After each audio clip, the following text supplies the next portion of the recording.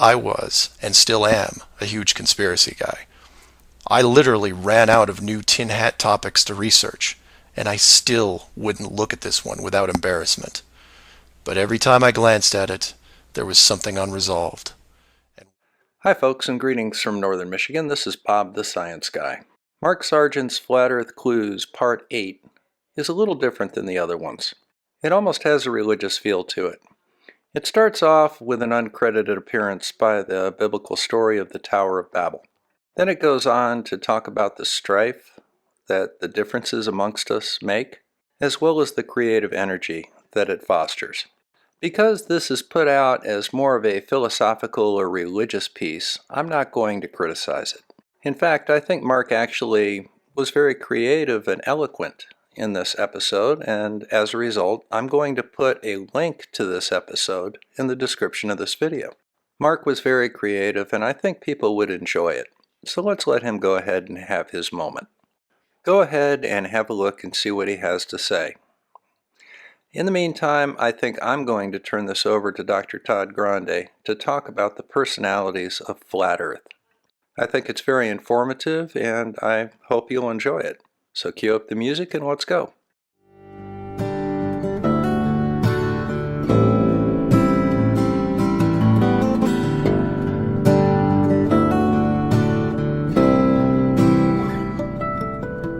Welcome to my scientifically informed insider look at mental health topics. If you find this video to be interesting or helpful, please like it and subscribe to my channel. Hello, this is Dr. Grande. Today I wanted to answer a question that I received about the Flat Earth movement and what possible personality profile might we see associated with it or mental health symptoms. So in case you don't know, the Flat Earth movement, this is a group that believes that the Earth is flat as opposed to spherical. And this isn't something that they're doing just to be funny or to kind of mix things up. Many of the members of this group actually believe the Earth is flat. So there's a real conviction here in terms of belief. This is something that they actually believe. Now first, it's important to point out here that I can't and won't diagnose anybody who's not my client. So really here I'm just speculating about what we might see in terms of personality or mental health symptoms with some people that have this belief. There could be people that are members of that movement who have no mental health disorders and have a personality profile that's within normal limits, whatever normal is. So that's an important place to start. Something else I find interesting about this movement is, one of the curiosities here, is I didn't even know before I heard about this that there was debate over whether the Earth was flat or spherical. I didn't know this was a thing. Usually when you hear about what some would call a conspiracy theory, it's about something that's at least debatable. For example, climate change. No matter what you believe about climate change, most people would have to agree there's still a debate going on. There is still a sizable portion of the population there that has doubts about climate change. I'm not aware of any sizable portion of the population that believes the Earth is flat, other than this small group, of course, the Flat Earth movement. Now some may look at this and say, this is really just skepticism. This is good. In the scientific community, we need to have skepticism. We need to look at theories and be flexible. We need to be willing to believe something different than we believed before if we see substantial evidence that moves in that direction. But that's not really what we're dealing with here when we talk about the Flat Earth movement. This is beyond skepticism. This is really discounting all evidence. Now another interesting point that aligns this with conspiracy theory is if you look at the Flat Earth movement and kind of their core beliefs, they really seem to have a thing against NASA. And of course NASA would be an agency that's gathered a lot of evidence that demonstrates the Earth is in fact spherical. So it makes sense they'd have to deal with NASA at some level in their belief system. But it's interesting because usually when we think of conspiracies, especially if we think of something that rises to a delusional level, and again, not everybody in this movement would be classified as delusional, but if somebody were delusional, a lot of times when we look at delusions, we see agencies like the CIA mentioned, the FBI, a general distrust for the government, but not NASA. it's curious that they would target NASA and target their credibility. It makes sense to some degree to have a healthy distrust of the CIA or the FBI because they are in part a secret organization. NASA is not a secret organization, really. So I find this to be kind of an interesting facet. So this really counters this point that this is just healthy skepticism. No, there is a real conspiracy theory component, I think, to the Flat Earth movement. Also, we know members of this Flat Earth movement, Flat Earthers, tend to believe in a lot of other conspiracy theories.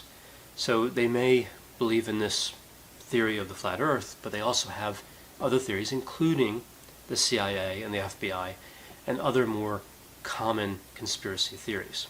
Another thing I find interesting here is that there doesn't seem to be any amount of evidence that can convince a lot of these flat earthers that the world is in fact spherical.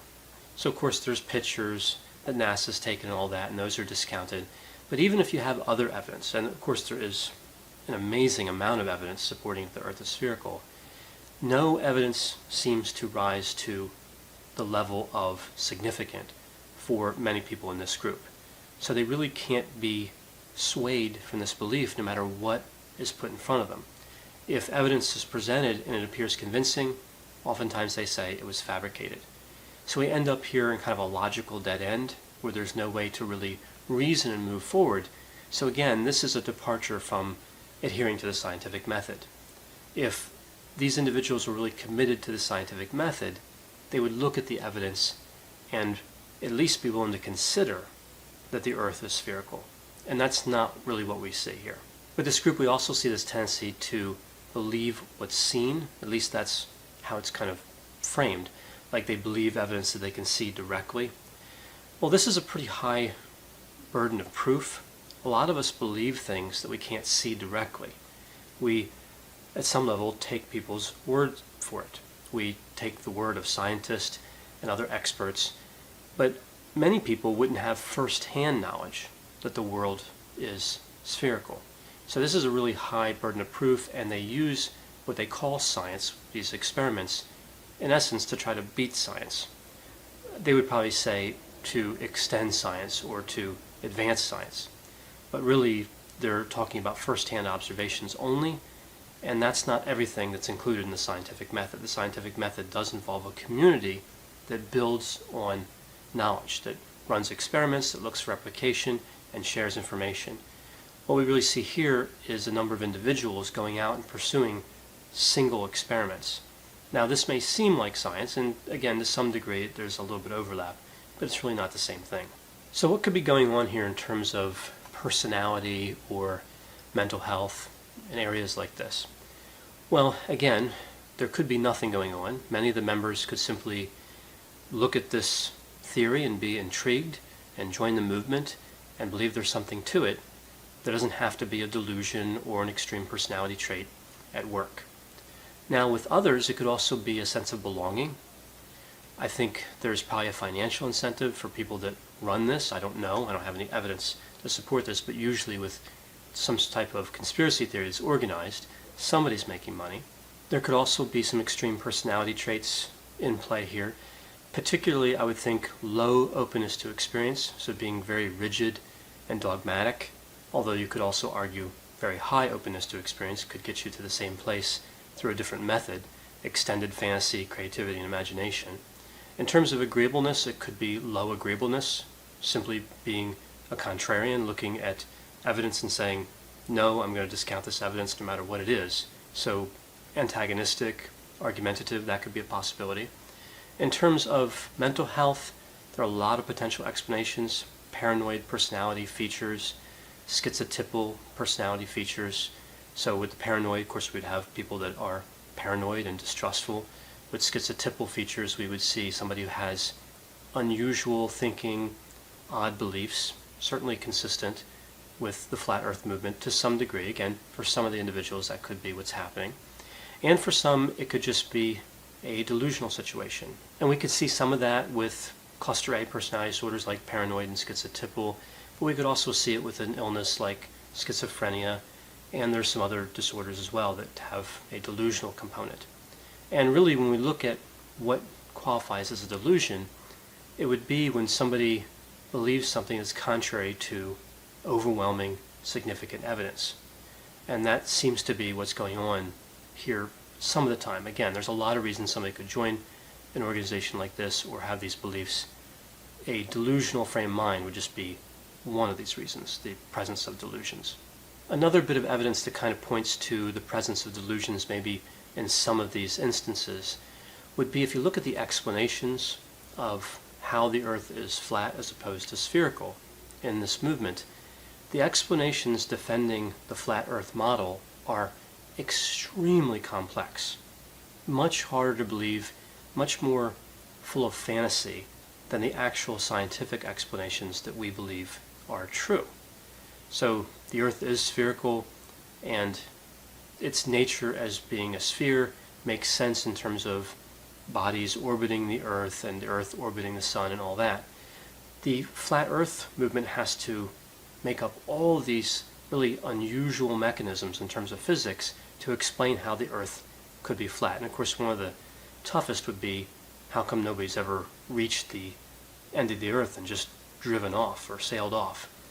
The popular explanation I hear for this is that NASA is guarding this wall of ice that exists at the edge of the Earth. So again, very fantastical explanations compared to what we actually know from science.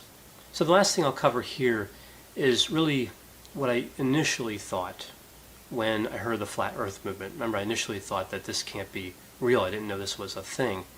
I thought maybe this was a group of individuals who just wanted to call attention to how quickly we believe in what's popular, what's held by conventional science.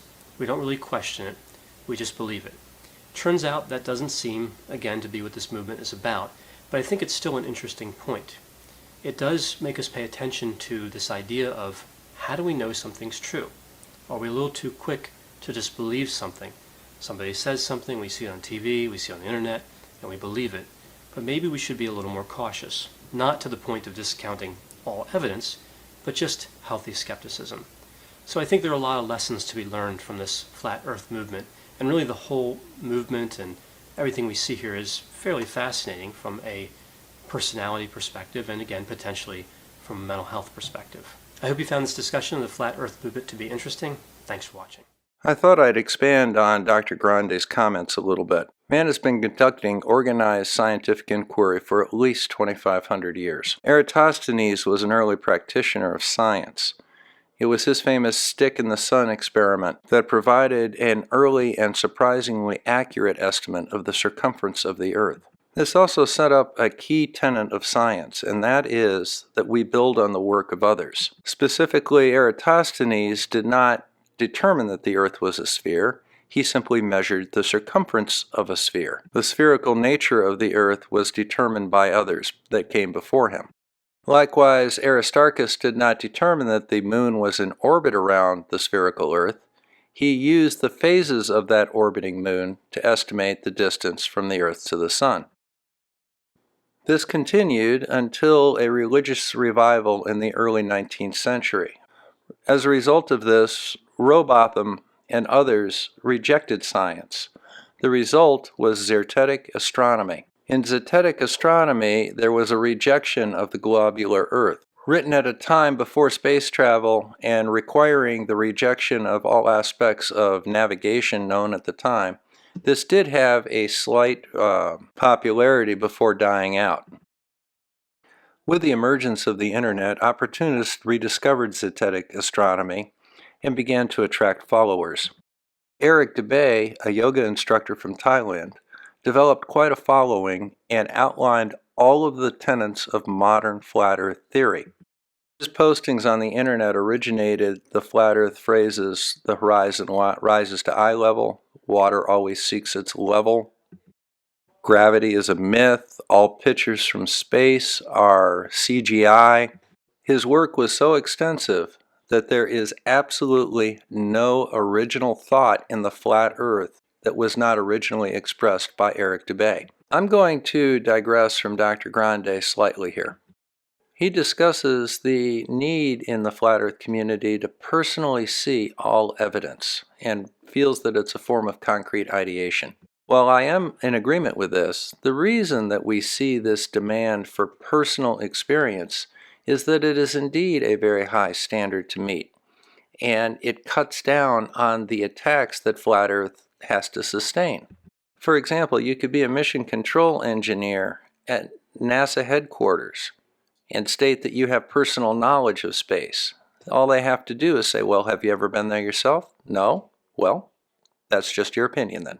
Likewise, we see extremely restrictive and limited definitions of the scientific method insisted upon, even for measurements, not as an effort to ensure good science is being done, but to exclude the truth.